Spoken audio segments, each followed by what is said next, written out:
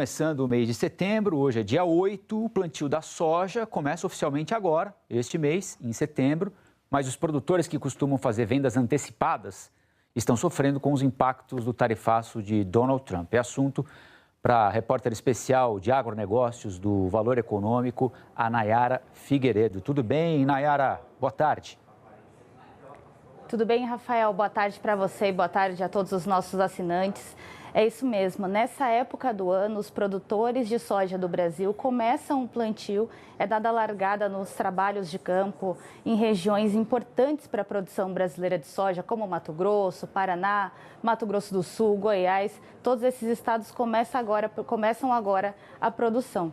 E com a estimativa de custos que eles já têm, com algumas indicações sobre como será o clima no período de desenvolvimento da safra, eles também já conseguem estimar a produção que eles terão na safra que agora é de 2025 e 2026. Ao mesmo tempo, eles deveriam intensificar o fechamento de contratos antecipados de venda, mas devido às incertezas que estão acontecendo no mundo relacionadas a Estados Unidos e China com a guerra tarifária, não se sabe ainda quanto exatamente a China vai comprar de soja americana e se eles vão comprar soja americana nessa temporada. Então, o produtor brasileiro tem a expectativa de que a China entre comprando mais soja do Brasil nos próximos meses e que isso ajude a elevar os preços. Então, agora, de acordo com consultorias, com analistas que nós ouvimos aqui nos últimos dias, a venda antecipada está em torno de 20% a 25% da safra esperada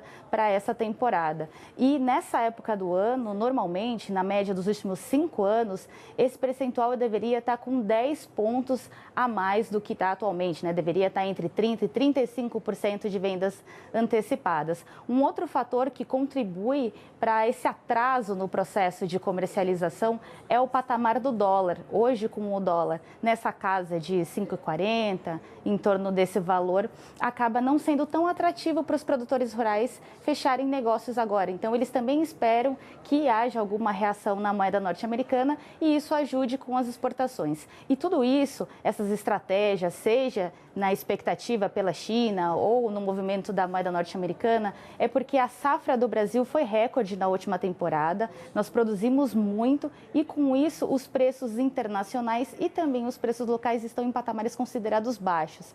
Então agora é hora de tentar encontrar as principais oportunidades, pensando em como vai se desenhar esse jogo depois do que se desenvolver com a guerra comercial, né? Existe a possibilidade que China e Estados Unidos façam algum acordo, mas ainda o momento é de incerteza. E um dos fatores que faz com que o produtor brasileiro tenha um pouco mais de confiança de que a China vai vir comprando é que, de acordo com o levantamento da consultoria Safras e Mercado, de janeiro a agosto desse ano, os chineses compraram 8% a mais em soja brasileira, chegando a 65 milhões de toneladas. Ao mesmo tempo, nesse mesmo período, os chineses compraram 7,8% menos soja dos americanos, chegando a mais ou menos 22 milhões de toneladas. Então, eles já vinham com uma demanda mais aquecida desde o início do governo do presidente americano Donald Trump. E agora, no período do segundo semestre, era quando tradicionalmente os chineses deveriam comprar soja americana, porque lá eles já colheram e aqui a gente ainda está plantando. Então, o momento é de incerteza e, além dessas questões mercadológicas, também o produtor está atento ao clima. Nessa safra, a possibilidade é de que o clima tenha o fenômeno Laninha, que traz um pouco mais de seca e irregularidade para algumas áreas do Brasil, irregularidades de chuva, né?